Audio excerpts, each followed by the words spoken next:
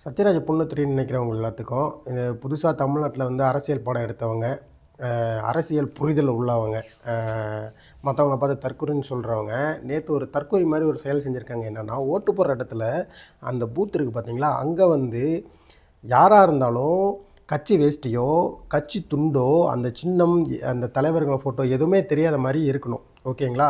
ஆனால் இந்த மேடம் என்ன பண்ணியிருக்காங்க, ஓட்டு போடும்போது டிஷர்ட் போட்டு போயிருக்காங்க.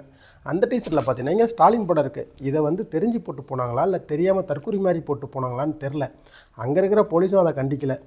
அப்போ வந்து இவங்க ஓட்டுமே போட்டு வந்து கையை இப்படி காட்டுறாங்க, ஓகேங்களா?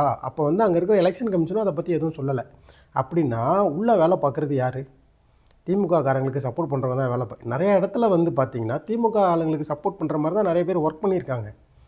இதெல்லாம் வந்து ஜனநாயக படுகொலையோட ரொம்ப மிகவும் மோசமானது. மற்ற கட்சிக்காரங்க வந்து உள்ளே ஓட்டு போடுறத வீடியோ எடுத்தாங்க அப்படின்னு சொல்லிட்டு கைது பண்ணாங்கன்னு சொல்லி கேள்விப்பட்டேன்.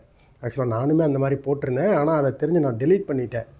ஸோ எனக்கு இருக்கிற அறிவு அந்த அம்மாவுக்கு இருக்கா என்னன்னு தெரில. கேட்டால் தலையை ஆட்டி ஆட்டி ஏதாவது ஒன்று பேசும்.